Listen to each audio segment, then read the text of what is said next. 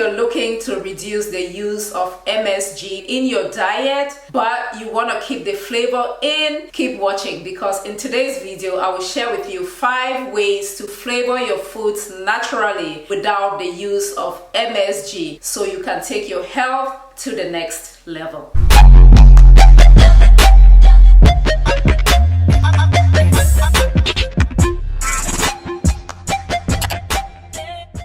Hello everybody, hello, welcome back to my channel. Yaje here, and today we are going to be talking about MSG. If you don't know what MSG stands for, I am happy to let you know. MSG means monosodium glutamate.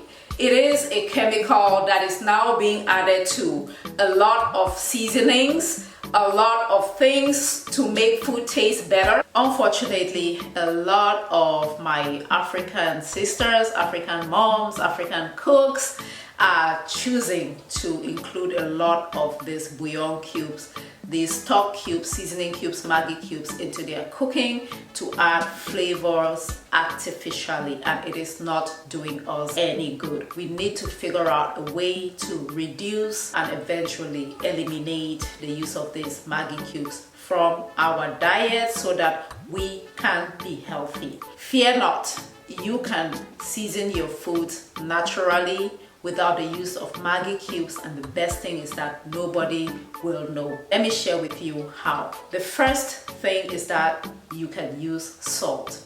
If you learn how to use salt properly, when to add salt in the cooking process, you can flavor your foods without anybody ever knowing that it did not have Maggi in there. You don't have to tell anyone, don't add the Maggi, just figure out when to use that salt, which usually is along the cooking process, not waiting until the end to add salt. So learn how to flavor your foods with salt, adding just enough and at the right time, and nobody will know. If you're out here in abroad or Western country, out here in the West, and you can afford what is known as Himalayan pink salt, it looks like this.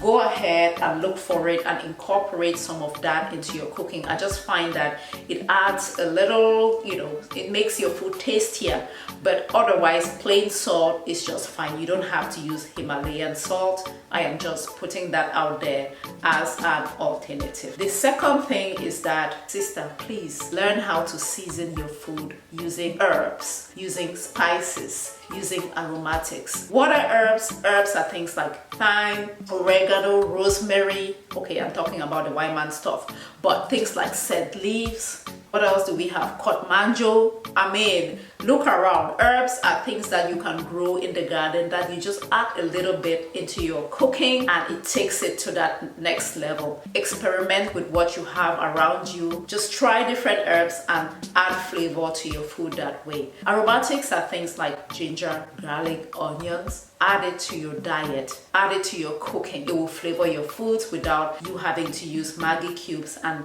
nobody will know. Your foods will taste very, very good. Our African spices, we have been blessed with a bunch of spices from the rainforest. We have things like country onion, four corner spice, white pepper, pebe. All of these spices, you can add them to your cooking. Experiment with them. It will add flavor. You don't need to use Maggi cubes, and nobody will know. The fourth tip I would like to share with you is that you can use crayfish. Crayfish is known in Cameroon as njanga. It is just dried powdered shrimp. You can add it to your soups, add a lot of it or enough of it to your vegetables like dole, things like eru. If you add enough njanga and pepper in your eru, nobody will know that it did not have Maggi. Don't tell anybody I said so. Just don't put the Maggi in there. Put a lot of crayfish and pepper and your eru will be right. You can even add njanga to your tomato-based sauces into your stews. I learned that secret from my husband. He adds about a teaspoon or so of ground njanga. He toasts the janga, which just means you put it on a pan, a hot pan, let it warm up a little so it brings out the flavor, some of the smells. Crush it into a fine powder, add it to your tomato-based stews. Nobody will know that there's njanga in there, and it will bring out that umami flavor. After all, what is Maggi crevette? Isn't it njanga? So just use the real thing. Learn to add enough crayfish, enough njanga into your soups, into your vegetable-based dishes, and you will have it flavored just right, and nobody will know that there was no Maggi in there. The fourth tip that I would like to share with you is that you can cook in a way that flavors your food. What do I mean by that? If you're boiling something like your beef, your goat meat, your chicken, things like that, here's how you can do it in a way that will flavor your food naturally. After you prepare your meat, your chicken, do not add water to it before you cook it. Mix it with salt, mix it with some of the herbs I talked about, some of the spices, your onion, ginger and garlic, and then put it on the stove on very low heat. Let it cook on very low heat. When you do that, it concentrates the flavors, and then your meat, your beef, your goat has time to absorb some of those flavors from the spices and from the herbs. It's going to taste so good. Nobody will know that it did not have Maggi cubes in there, and you will be promoting your health that way. We continue to bring awareness to health, some of the little things that we can do, that we can tweak to take our health to the next level. Thank you so much for watching, and until next time, grow health and grow a garden. Bye.